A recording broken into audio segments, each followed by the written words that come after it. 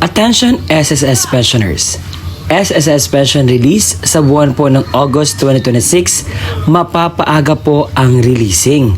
Kaya naman, alamin po ang mga bagay na mangyayari sa August 2026. Heto po ating pakinggan. Ano ba ang basihan sa pag-credit ng inyo pong pensyon? Saan ito makita? Akin pong i-explain. Makikita po ito sa article SSS Circular number 2020-024. Ito po ay para sa mga SSS retirement, partial disability, total disability, and death and survivor pensioners.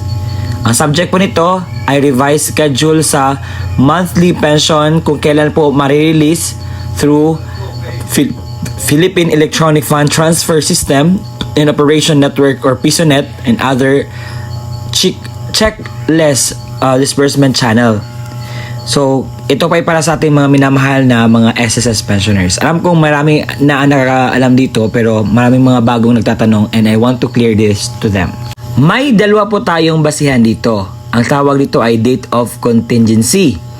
Hinahati po ito sa dalawa, batch 1 at saka batch 2. Kung ikaw ay may date of contingency na 1st to 15th day of the month, ang inyo pong pensyon ay makukuha sa unang araw ng buwan. Kapag ikaw naman ay may date of contingency na 16 to 31st of the month, ang inyo pong pensyon ay makukuha sa ika-16 ng araw ng buwan dahil kayo po ay belong sa second batch. But, meron po itong consideration or dapat nating alamin.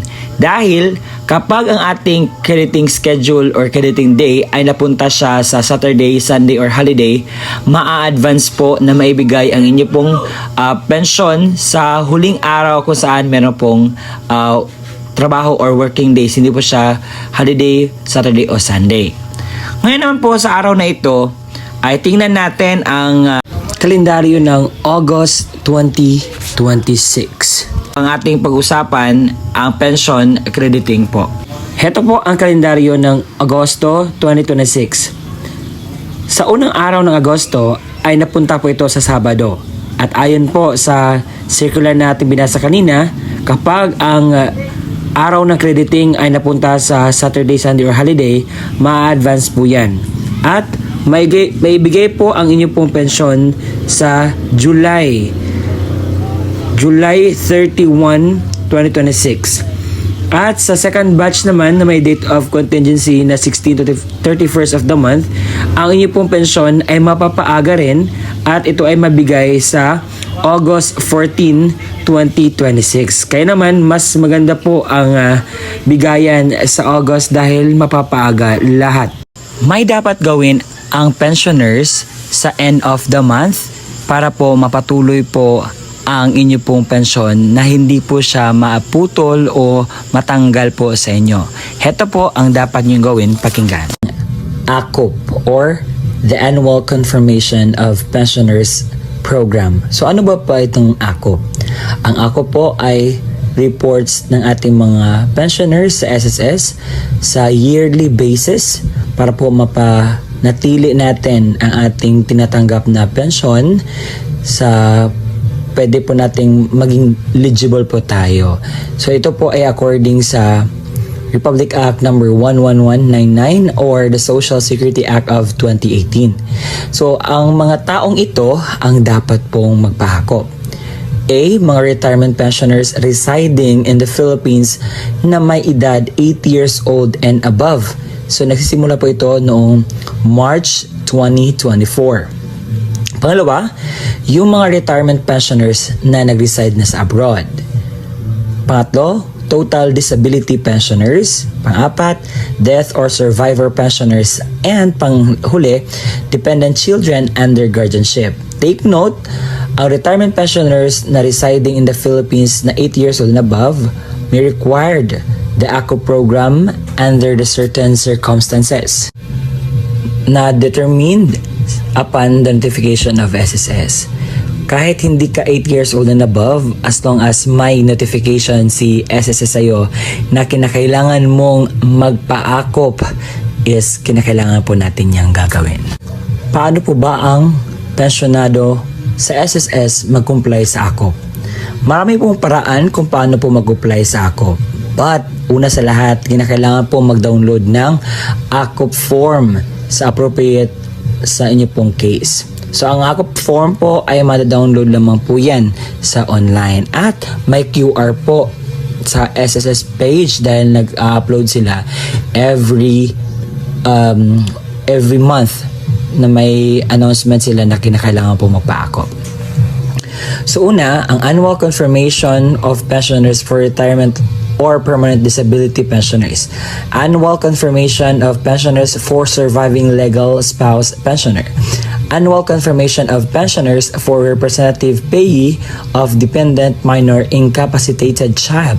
Please take note na mag-refer po tayo sa Circular 2023-013 dated 21 December 2023 for the revised guidelines on the AKOP program. So ang tanong, ano po ba ang mangyayari kung hindi nyo ito nagawa? So meron po talagang consequences na mangyayari.